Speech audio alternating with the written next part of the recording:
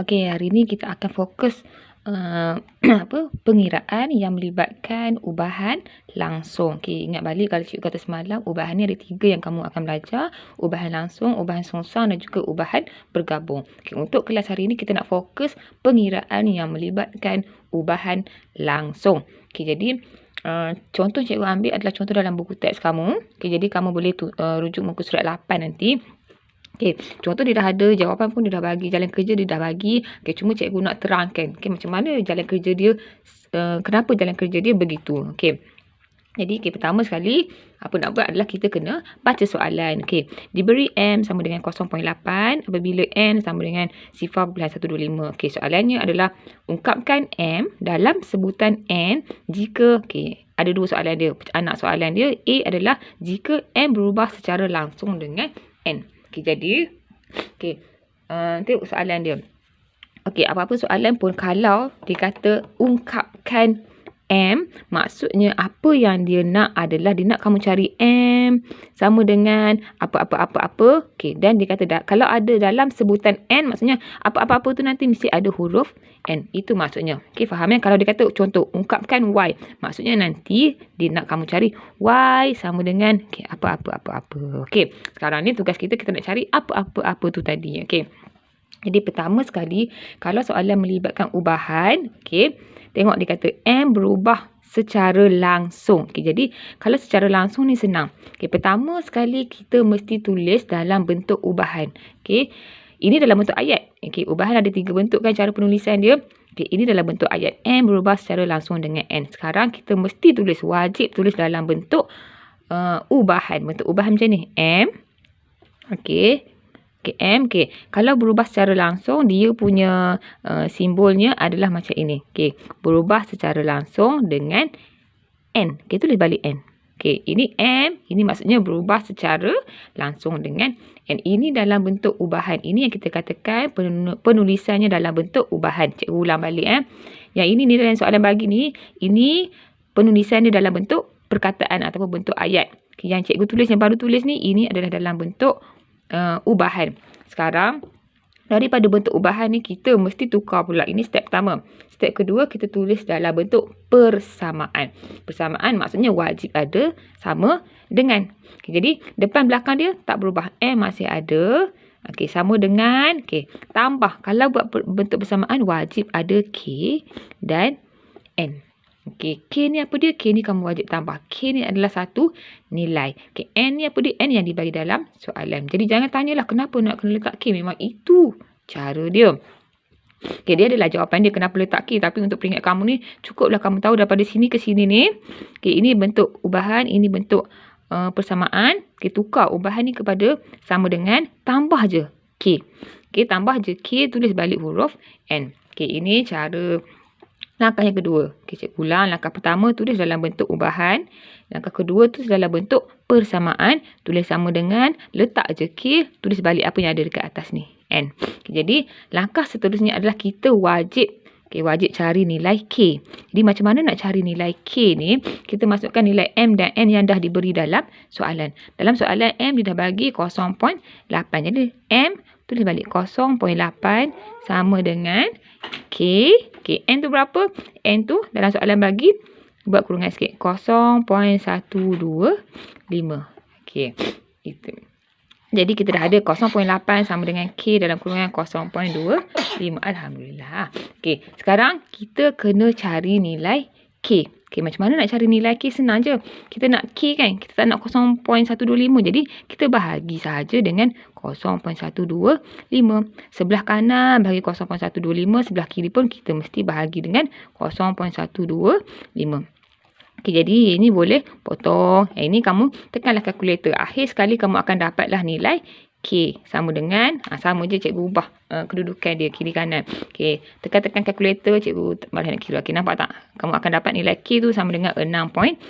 Jadi K sama dengan 6.4. Okey, cikgu ulang balik sekejap. Okey, langkah pertama, tulis dalam bentuk ubahan. Langkah kedua, tulis dalam bentuk persamaan. Letak sama dengan, tambah je K tu dekat depan, tulis balik N. Okey, langkah seterusnya kita mesti wajib cari nilai K.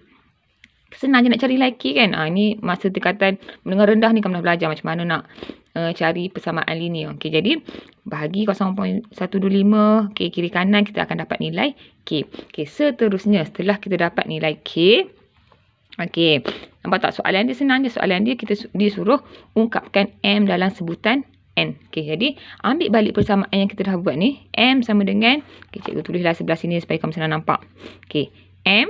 Okey, M. Inilah maksud ungkapkan tadi. Ingat tak cikgu kata M sama dengan apa kan. Okay, jadi apa tu adalah KN sebenarnya. Kita dah dapat nilai K. Jadi masukkan sahaja nilai K. 6.4. Kemudian nak letak apa lagi? N. Tahu tak nilai N berapa? Tak tahu. Letak balik N. Ini yang dimaksudkan ungkapkan M dalam sebutan N. Bila dia kata dalam sebutan N, kamu tak perlu nak cari pun apa nilai N tu. Yang wajib ada M sama dengan K. Inilah nilai K tadi kita dah cari. Dan N. Jadi ini jawapan yang dia nak. Okay, kalau dalam SPM, dalam periksa, apa yang kamu perlu tunjukkan adalah, pertama sekali kamu mesti tunjukkan dua ni. Mesti ada. Seterusnya, mesti ada nilai K. Barulah kamu akan dapat markah penuh untuk yang ini. Okay, faham kan? Mesti ada dua ini. Mesti ada K ni berapa. Lepas tu letak balik nilai dia. Okay, cikgu harap tak ada masalah. Okay, kalau ada masalah tak apa, kita tengok contoh yang seterusnya. Okay, contoh B pula. Okay, dia kata, sama juga soalan yang sama. Okay, ungkapkan M dalam sebutan N jika M berubah secara langsung. Okay, tulislah M berubah secara langsung dengan punca kuasa 3N. Jadi ini kamu kena ada kemahiran asas matematik. Macam mana nak tulis punca kuasa 3N?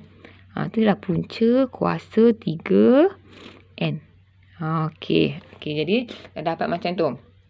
Okay, jadi sekarang apa nak buat? Okay, ini langkah pertama. Langkah kedua, ingat tukar kepada bentuk persamaan. M sama dengan, letak je K kat depan. Okay, yang ini tulis balik. K punca kuasa 3N. Okay, itu langkah kedua. Langkah ketiga, masukkan balik nilai M dan N yang telah diberi dalam soalan. Okay, M 0.8 sama dengan K tak tahu sebab kita nak cari. Okay, punca kuasa 3. Okay, N 0.125. Okay, kalau kamu rajin nak cari punca kuasa 3 0.125, boleh. Kalau kamu tak rajin nak cari pun tak apa, kita nak cari nilai K kan. Jadi, kamu boleh bahagi terus. Okay, bahagi dengan ini. Semua ni. Sebab kita nak K. Jadi, ini semua kita tak nak. Tak nak, kita bahagi balik. Dengan apa yang kita tak nak tu. Punca kuasa 3 0.125. Okay, sebelah kanan kamu bahagi dengan yang ini. Sebelah kiri pun bahagi juga dengan punca kuasa 3 0.125. Okay, jadi ingat. Bila nak tekan direct dengan kalkulator, nak selamat belah atas ni letaklah kurungan. Okay, maksudnya buat kurungan dulu. Letaklah punca kuasa 3 0.125 bahagi dengan kurungan. Macam tu nak selamat.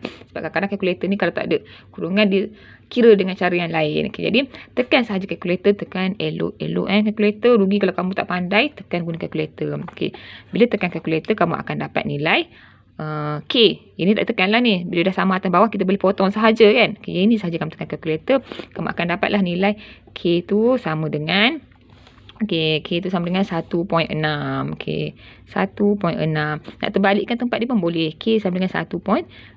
Okay, jadi okay, kita dah dapat nilai K. Soalan dia, ungkapkan M dalam sebutan N. Maksudnya dia nak suruh kita cari, inilah M sama dengan K. K dah dapat tadi kan, 1.6. Tulis balik 1.6. Okay, N tu tulis je lah balik macam ni. 1.6 punca kuasa 3 N. Okay, jadi siaplah. Okay, jadi macam biasa cikgu kata, apa yang wajib kamu tunjukkan dalam periksa adalah ini. Okay, dan juga K. K ni mesti kamu kena tunjuk. Kalau kamu tak tunjukkan nilai K, tiba-tiba je kamu dapat jawapan, kadang-kadang kamu hilang 2 markah. 2 markah ni sebab apa? 1 markah jalan kerja ni tak ada, 1 lagi markah jawapan akhir. Ingat, untuk matematik, kalau jawapan kamu betul tapi jalan kerja kamu tak lengkap, kamu tak akan dapat markah untuk jawapan. Dia mesti jalan kerja dulu yang ditengok. Kalau jalan kerja kamu ada, contoh kalau sampai sini kamu betul, tiba-tiba dekat sini kamu salah tulis, itu pun at least kamu kurang 1 markah je, 1 markah untuk jawapan akhir. Ingat, matematik jalan kerja tu penting dan sangat penting. Okay, jadi itu sahajalah kita punya pembelajaran untuk hari ini. Jadi cikgu ulang balik, kalau pengiraan yang melibatkan ubahan langsung, pertama sekali kamu mesti tahu cara nak tulis dalam bentuk ubahan. Okey, yang kedua tukar ke dalam bentuk persamaan. Yang ketiga kita nak cari nilai K. Seterusnya kita tulis balik, kita masukkan balik nilai K itu ke dalam jawapan. Itu sahaja untuk hari ini. Okey, soalan ni yang cikgu tengoklah dia punya trend adalah dia suka keluar dalam soalan kertas 1 dan juga kertas 2. Kertas 2 ni biasa soalan dia panjang sikit, macam susah sikit. Tapi kalau kertas 1 soalan dia ringkas-ringkas je, tapi rugi kalau kamu tak boleh buat sebab dia senang sahaja.